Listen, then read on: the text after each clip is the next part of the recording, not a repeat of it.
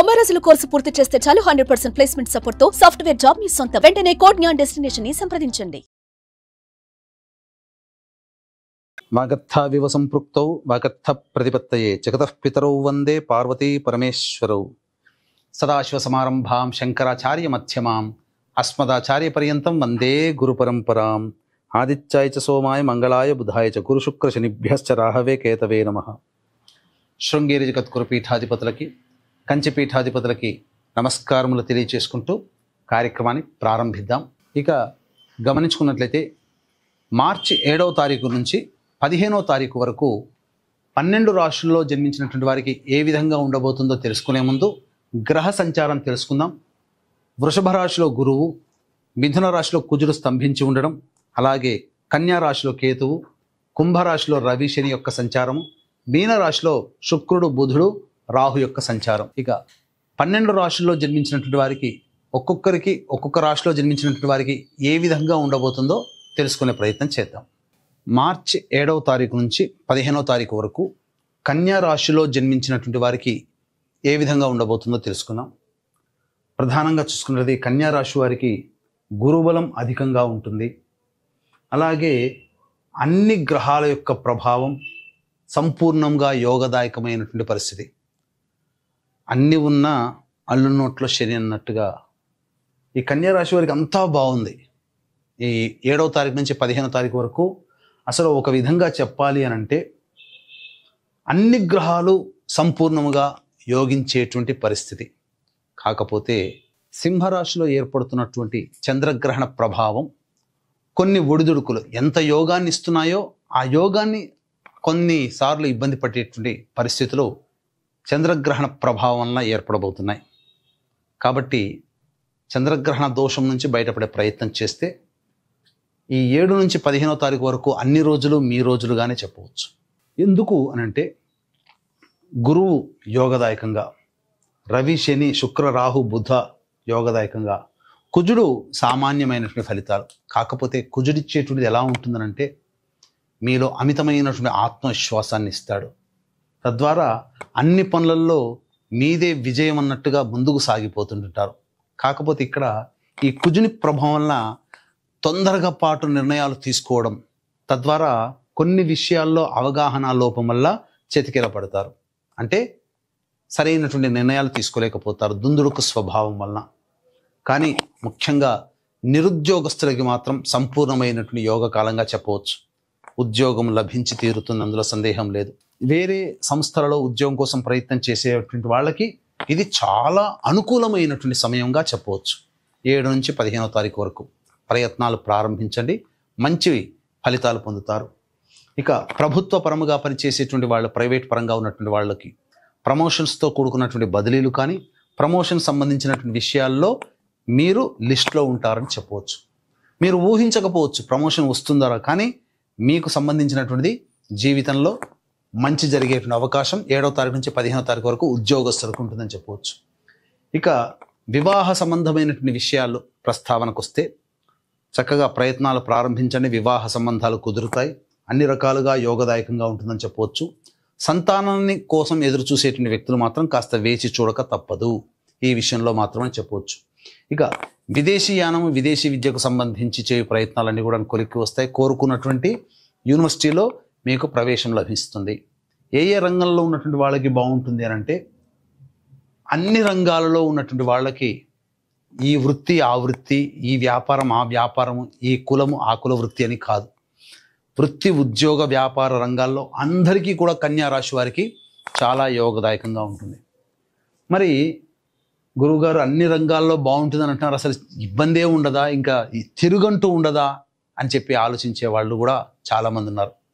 ఇవి గ్రహాల యొక్క స్థితిగతులను బట్టి మనం చెప్పేటువంటిది. అయితే రోజువారీ దైనందిన జీవితంలో కొంత మార్పులు అనేటువంటివి తప్పవు.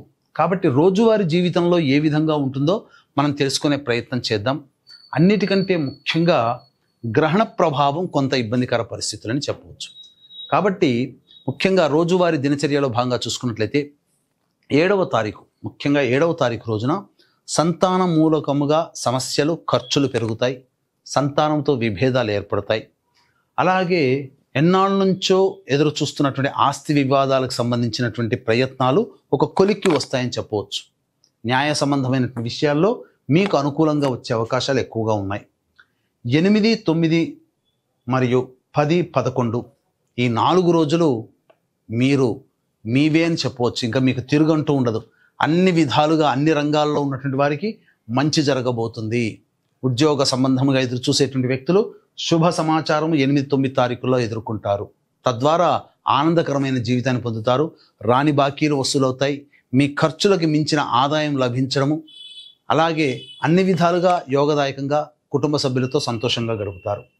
అయితే 12, 13, 14 ఈ 3 రోజులు ఒక రోజు కంటే ఇంకొక రోజు ఎక్కువగా బాధిస్తుండడం అలా ఉంటుంది. 14వ తారీఖుకి పీక్ స్టేజ్లో ఉంటుంది. కాబట్టి మానసికమైన ప్రశాంతత ఈ 3 రోజులు ఉండదు. గ్రహణం కూడా ఏర్పడుతుంది. రాశి నుంచి చూసుకున్న అనుకూలంగా లేని రోజులే ఈ 12, 13, 14.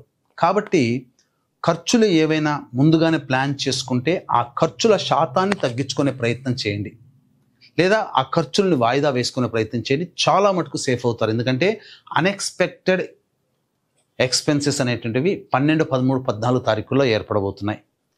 అన్నిటికంటే ఇంకా ప్రధానంగా మానసికమైనటువంటి ప్రశాంతత లోపించడం, ఒక జిగ్జాగ్ లాగా ఉండడం, ఏ పని చేయాలన్నా ఆసక్తి లేకపోవడం అనేటువంటిది కన్యా రాశి వారికి ఏర్పడబోతుంది. కాబట్టి జీవితంలో పైకొచ్చేటువంటి ఎటువంటి నిర్ణయాలు తీసుకోకపోవడమే చాలా మేలనే విషయాన్ని గమనించుకోవాలి. ఇక 15వ తారీఖు మాత్రం గత 3 రోజులుగా ఇబ్బంది పడుతున్నట్టుగా 11, 12, 13, 14 తారీఖుల్లో ఈ 3 రోజుల్లో పడినటువంటి ఇబ్బందులకి కొంత రిలీఫ్ అనేటువంటిది ఏర్పడుతుంది. పెండింగ్లో ఉన్నటువంటి పనులని, అనగా ఈ 3 రోజుల్లో చేయలేనటువంటి పనులని 15వ తారీఖు రోజున మీరు చేయబోతున్నారు. సంతోషముగా మీ కుటుంబ సభ్యులతో గడుపుతారు. విందులు వినోదాల్లో మీ యొక్క ఆనందంతో మీ యొక్క కుటుంబ సభ్యులతో ఉంటారని చెప్పవచ్చు. ఇక గమనించుకున్నట్లయితే తర్వాత చెప్పుకొచ్చినది ఏమిటంటే, ఈ యొక్క చంద్రగ్రహణ ప్రభావము కొంత ఇబ్బందికరంగా ఉన్నప్పటికీ అన్ని యోగాలు గ్రహాలు అనుకూలంగా ఉన్నాయి. కాబట్టి ఆత్మవిశ్వాసంతో ముందడుగు వేసే ప్రయత్నం చేయండి. అన్ని రకాలుగా బాగుంటుంది, అందులో సందేహమే లేదు. అన్ని వృత్తి ఉద్యోగ వ్యాపారాల్లో కన్యా రాశి వారికి అద్భుతంగా ఉంటుందని చెప్పడంలో ఏమాత్రం సందేహం లేదు. అయితే ఇంతకుముందు చెప్పుకున్నట్టుగా ఈ చంద్రగ్రహణం అనేటువంటిది ప్రధానంగా సింహరాశిలో ఏర్పడుతుంది. America, Mexico, Canada, Australia, New Zealand, Japan వంటి దేశాల్లో ఉన్నటువంటి వాళ్ళకి ఎక్కువగా కనబడుతుంది. కాబట్టి మన భారతదేశంలో గ్రహణం కనబడదు. కనబడనటువంటి గ్రహణానికి నియమాలు పాటించాల్సిన అవసరం లేదు, అంటే పట్టు విడుపు నియమాలు. కానీ ప్రపంచవ్యాప్తంగా ఎక్కడ ఉన్నప్పటికీ కూడా మేష, వృషభ, కర్కాటక, సింహ, కన్య, వృశ్చిక, ధనుస్సు, మకర, కుంభ రాశుల్లో జన్మించినటువంటి వారికి ఈ గ్రహణ దోష ప్రభావం అధికంగా ఉంటుంది. కాబట్టి ఈ యొక్క చెప్పినటువంటి మేష, వృషభ, కర్కాటక, సింహ, కన్య, వృశ్చిక, ధనుసు, మకర, కుంభ రాశుల్లో జన్మించినటువంటి వారికి గ్రహణ దోష నివారణ హోమాలు 14వ తారీఖు రోజున పర్ హెడ్ 2100 రూపాయలకి పొద్దున 9 గంటలకి ప్రారంభమవుతాయి. అవకాశం ఉన్న వాళ్ళు కార్యక్రమ తదనంతరం కాంటాక్ట్ చేసి మీ గోత్రనామాదులు నమోదు చేసుకోవచ్చు. దీని ప్రభావం వలన కొన్ని సమస్యలు భవిష్యత్తులో పెరుగుతాయి. కాబట్టి దేవతానుగ్రహాన్ని పొందితే సమస్యలు శాంతింపబడతాయని చెప్పవచ్చు. అయితే ఈ యొక్క కన్యా రాశిలో జన్మించినటువంటి వారికి ఈ యొక్క సమస్యలు, రోజువారీ దైనందిన జీవితంలో వచ్చేటువంటి సమస్యల పరిష్కారం కోసం ప్రధానంగా ప్రతిరోజు దుర్గా అష్టోత్తరము, సర్వదేవకృత లక్ష్మీ స్తోత్ర పారాయణం రోజుకి 3 సార్లు పఠించడం, తద్వారా శుభ ఫలితాలు పొందుతారని చెప్పవచ్చు. ఇప్పుడు చెప్పినటువంటి సమస్యల కంటే ఇంకా విభిన్నంగా మీ యొక్క జీవితం ఉందంటే జన్మజాతకంలో నడుస్తున్నటువంటి గ్రహ దశాంతర దశల యొక్క ప్రభావాలు. కావున దగ్గరలోని మంచి ఉపాసనా పరులైనటువంటి జ్యోతిష్యులను సంప్రదించి వారి సలహాలు సూచనలు కనుక పాటించినట్లయితే మరింత మెరుగైనటువంటి జీవితాన్ని పొందుతారని చెప్పడంలో ఏమాత్రం సందేహం లేదు. సర్వం శ్రీ ఉమామహేశ్వర పరబ్రహ్మార్పణమస్తు.